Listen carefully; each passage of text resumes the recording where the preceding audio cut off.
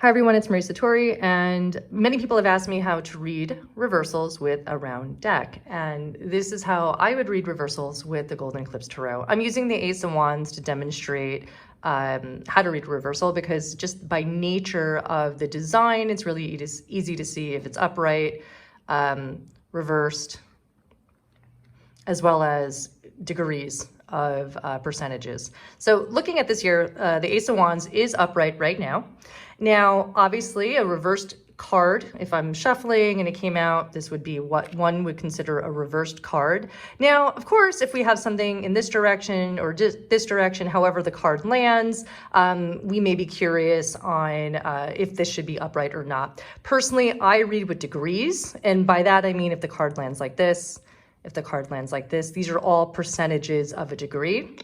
And usually I like to see how this card interacts with what's surrounding it. But in the nature, or for the purposes of reading if this card is upright or not, for how I was taught and how this card in this deck is designed, if it's upright here, to think of this like a clock, we have 0, 15, 30, 45, back to 0 again. So if the card lands in a position of 0 to 15 or 14, right before that, within this, it is upright.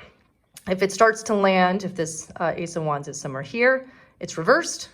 If it's between 30 and 45 or 44, it's also reversed. And then if it's 45 to, or 46 to 0 again, it goes back to upright. So again, if it's 0, anything like here, lands to like 15, it goes back to upright. If it's like 16 degrees, we reverse it. If it's 25 degrees, we reverse it. If it's 35 degrees, 40 degrees, it's considered reversal like that. Now, you don't have to reverse the card. You can keep it like this and just in your mind, you know it's reversed.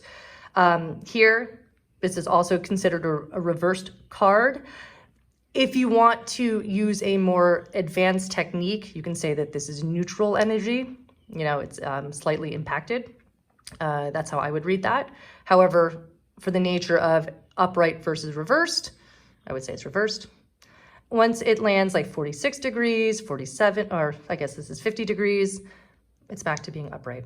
So if I'm reading tarot and I'm shuffling and the card lands like this, I would see this as it's still upright. If the card lands like this, it's technically reversed. And you can physically reverse it, or you can leave it like this and you just know in your mind that this is reversed. This is how one would read a round deck as either, again, upright or reversed. Now, again, with the nature of this being round, you can read it as degrees and you can say, all right, well, this is reversed, obviously, but it's starting, there seems to be a little bit of improvement.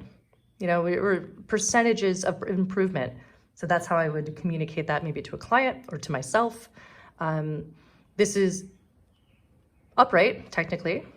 This is at like 46 degrees, but I would say that maybe there's some issues still because it's not fully upright. It's still like nearing towards that reversed degree. So I'd say, okay, well, this is improvement, but we still have maybe a percentages of a little bit of a blockage of this energy.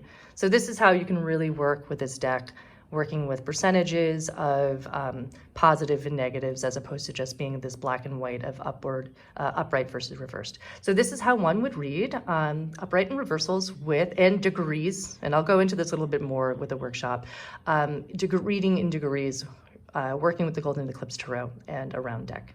Thank you.